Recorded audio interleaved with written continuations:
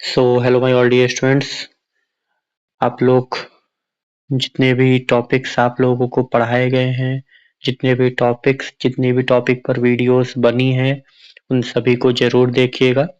तो आज हम लोग एक नई वीडियो की तरफ बढ़ने जा रहे हैं, कुछ नए इंटरेस्टिंग टॉपिक की तरफ हम लोग बढ़ने जा रहे हैं, जिसका नाम है नेटवर्किंग डिवाइसेस। अब नेटवर्किंग डिवाइसेस क्या होती है, सबसे पहले हम लोग ये जानेंगे। नेटवर्किंग डिवाइसेस का मतलब ऐसी डिवाइसेस जो कि किन्हीं दो या दो से अधिक कंप्यूटर्स को आपस में कनेक्ट करने के लिए या फिर डाटा को शेयर करने के लिए यूज की जाती है, इस्तेमाल की जाती है। उन्हें ही हम लोग नेटवर्किंग डिवाइसेस कहते हैं। नेटवर्किंग डिवाइसेस का काम अलग अलग प्रकार से किया जाता है। इसका मतलब अलग अलग कार्यों को करने के लिए अलग अलग प्रकार की नेटवर्किंग डिवाइस का प्रयोग किया जाता है, ठीक है। जिसमें से पहली नेटवर्किंग डिवाइस का नाम है एनआईसी। एनआईसी का फुल फॉर्म होता है network interface card.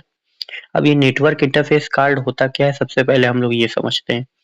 Network interface card का मतलब ये होता है कि जब भी हमारे कंप्यूटर को अगर नेटवर्क से कनेक्ट होना होगा, आई मीन इंटरनेट से कनेक्ट होना होगा या फिर किसी लोकल नेटवर्क से कनेक्ट होना होगा, तो हमको अपने कंप्यूटर में एनआईसी लगाना पड़ेगा, नेटवर्क इंटरफेस कार्ड लगाना पड़ेगा, ठीक है। तो आजकल मार्केट में ये एनआईसी जो कार्ड, नेटवर्क इंटरफेस कार्ड है, ये दो प्रकार के मिलते हैं। या तो आपके मोबाइल फोन या कंप्यूटर सिस्टम में इनबिल्ट लगा होगा, या फिर इनबिल्ट अगर नहीं लगा होगा तो आप इसको किसी भी शॉप से खरीद सकते हैं, ठीक है।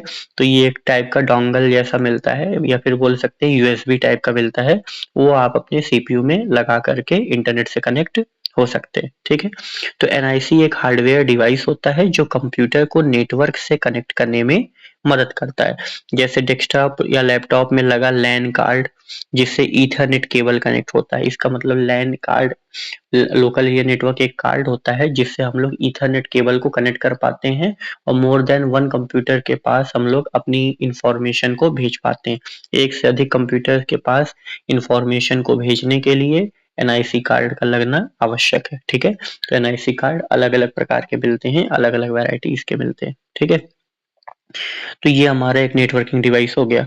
अगला नेटवर्किंग डिवाइस है जिसका नाम है हब।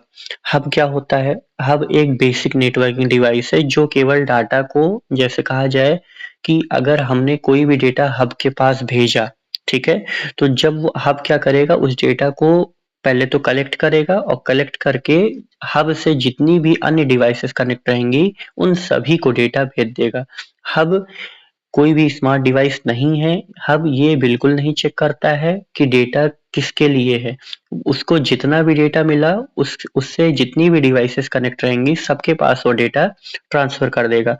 इसका मतलब है ये एक प्रकार का ब्रॉडकास्टिंग डिवाइस है जो किसी भी डेटा को कलेक्ट करके सभी के पास भेज देता है, जितनी भी डिवाइसेस उससे कनेक्टेड है, ठीक है। तो हब एक बेसिक नेटवर्किंग डिवाइस है जो डेटा को सभी कनेक्टेड डिवाइस तक भेज देता है।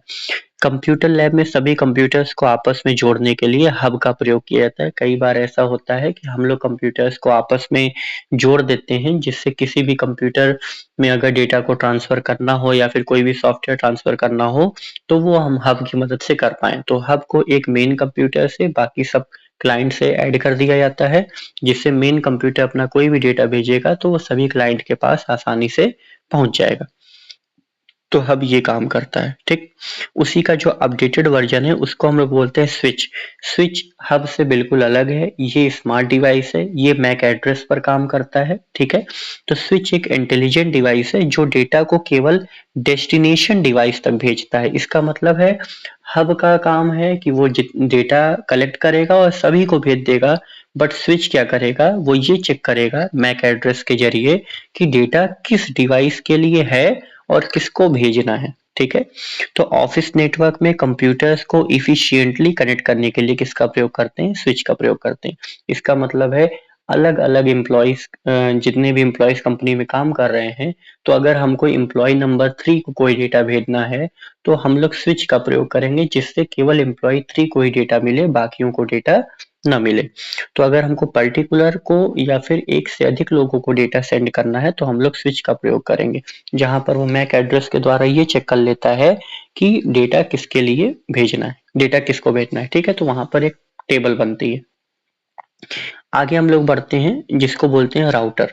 राउटर क्या होता है? राउटर एक प्रकार का राउटर भी एक प्रकार का नेटवर्किंग डिवाइस है, लेकिन ये थोड़ा सा अलग होता है। ये क्या करता है? डेटा पैकेट्स को रूट करता है। इसका मतलब है जैसे अगर हम लोगों का कोई नेटवर्क है, ठीक है, लोकल एरिया नेटवर्क, हमारे यहाँ मान लेते हैं 50 कंप्यूटर लगे हैं। अगर हमारे यहाँ 50 कंप्यूटर लगे हुए हैं और सभी में से सभी कंप्यूटर चाहते हैं कि हम अपना डेटा जो है वो बाहर किसी अन्य कंप्यूटर को सेंड करें, तो वहां पर क्या होगा कि हमारा तो सारे कंप्यूटर लोकल एरिया नेटवर्क से कनेक्ट हैं, लेकिन हम चाहते हैं कि हमारे डेटा इंटरनेट पर शेयर हो जाए। तो वहां पर हम लोग राउटर सुविधा लगा देते हैं, जिससे वो क्या करता है?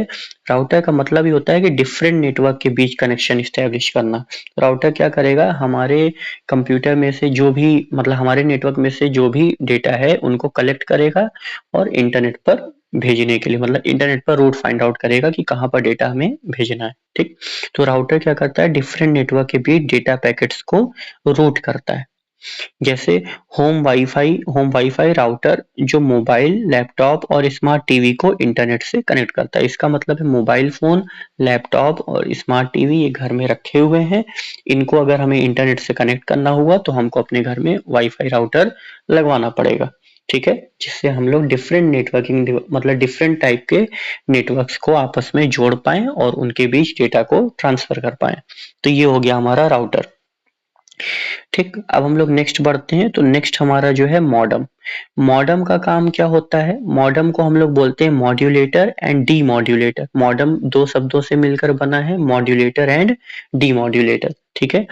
लिखा है मॉडम डिजिटल सिग्नल्स को एनालॉग और एनालॉग को डिजिटल में कन्वर्ट करता है। मॉडम क्या करता है? डिजिटल सिग्नल को एनालॉग में और एनालॉग सिग्नल को डिजिटल में कन्वर्ट करने के काम में आता है। इसका मतलब है, जैसे कहा जाता है कि भाई जैसे एयर में कोई भी डेटा ट्रेवल करता है तो वो एनालॉग सिग्नल में ट्रेवल करता है, बट वो अगर हमारे मोबाइल डिवाइस में आता है तो वो डिजिटली कन्वर्ट होता है, क्योंकि हमारा मोबाइल डिवाइस जो है वो डिजिटल सिग्नल को ही समझता है, ठीक है। तो मॉडम का ही काम होता है कि एनालॉग सिग्नल को डिजिटल में कन्वर्ट करना और डिजिटल सिग्नल को एनालॉग में कन्वर्ट करना। फॉर एग्जांपल ब्रॉडबैंड या फाइबर कनेक्शन में आईएसपी द्वारा दिया गया मॉडम। इसका मतलब है जब हम लोग अपने घर में ब्रॉडबैंड सेवा लगवाते हैं, ठीक है, कोई भी एयर फाइबर कनेक्शन लगवाते हैं, तो वहां पर जो भी हमारे सर्विस प्रोवाइडर रहते हैं, इंटरनेट सर्विस प्रोवाइडर होते हैं, वो मॉडम भी साथ में देते हैं, जिससे एनालॉग सिग्नल से डिजिटल सिग्नल में डेटा कन्वर्ट हो पाए या डिजिटल सिग्नल से एनालॉग सिग्नल में कन्वर्ट हो पाए, ठीक है। तो मॉडम का यही काम होता है। नेक्स्ट नेक्स्ट जो है हमारी नेटवर्किंग डिवाइस का नाम, इसका है रिपीटर।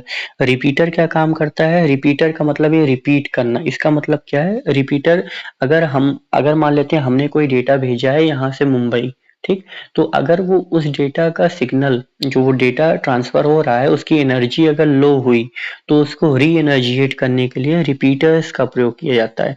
तो रिपीटर क्या करते हैं? वीक सिग्नल को रीजनरेट करके नेटवर्क रेंज बढ़ाते हैं।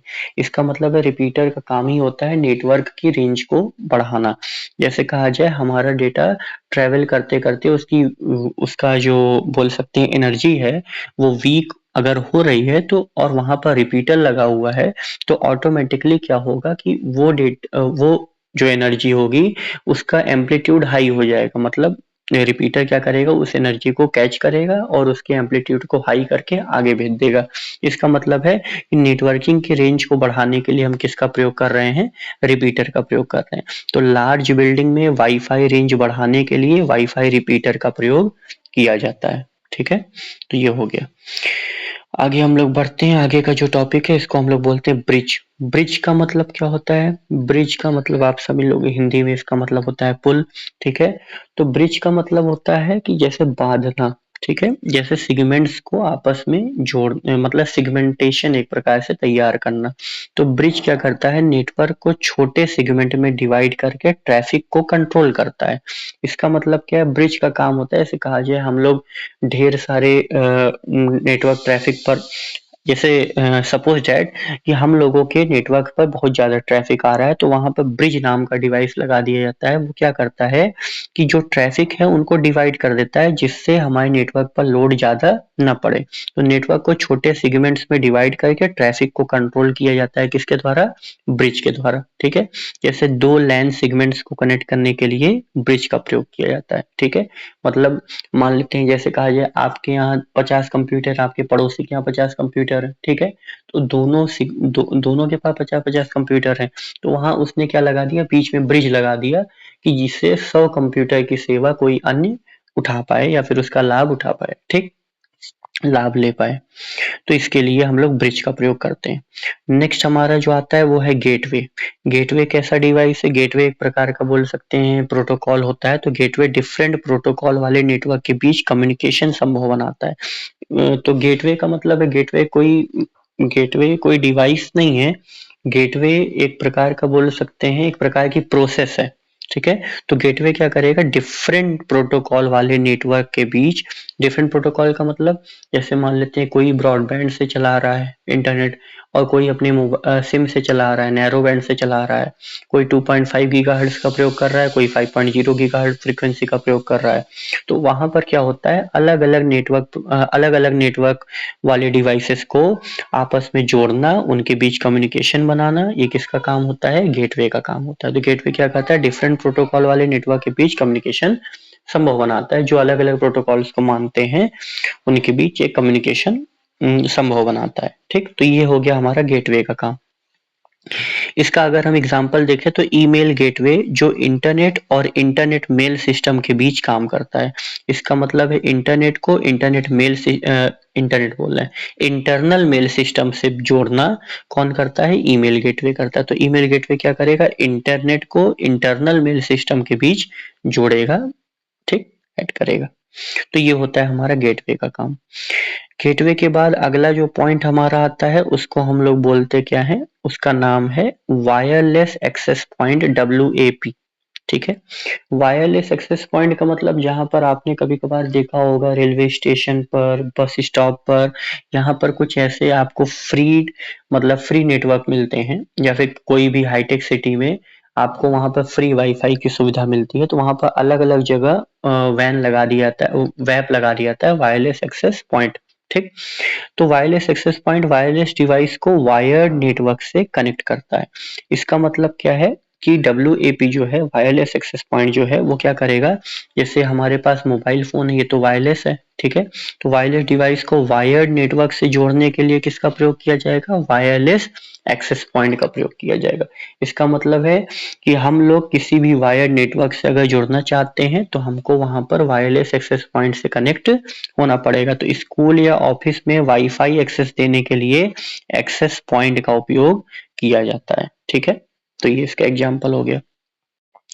आगे बढ़ते हैं हम लोग फायरवॉल। तो फायरवॉल आप जानते हो एक प्रकार का नेटवर्किंग, एक ऐसे प्रकार का नेटवर्किंग डिवाइसेस है, एक ऐसे प्रकार का नेटवर्किंग डिवाइस है जो क्या करता है, अनऑथराइज्ड एक्सेस को रोकने के काम में आता है। तो लिखा है फायरवॉल नेटवर्क सिक्योरिटी डिवाइस है। इसका मतलब नेटवर्क सिक्योरिटी डिवाइस है जो क्या करेगा, अनऑथराइज्ड एक्सेस को रोकने का काम करेगा।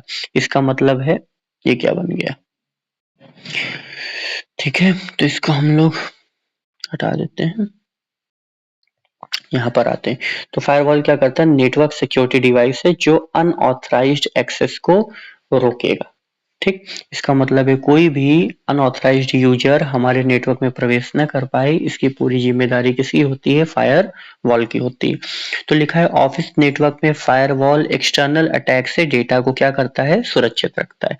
इसका मतलब क्या है कि अगर मान लेते कोई बहुत बड़ी कंपनी है तो वहां पे अगर सभी कंप्यूटर्स को सुरक्षित रखना है तो वहां पर फायरवॉल लगा दिया जाता है जिससे कोई भी एक्सटर्नल अटैक ना हो पाए, ठीक है। तो ये हो गया हमारे 10 नेटवर्किंग डिवाइसेस। बात क्लियर हो गई? तो आज के लिए हम लोग इतना ही रखते हैं। Thank you so much.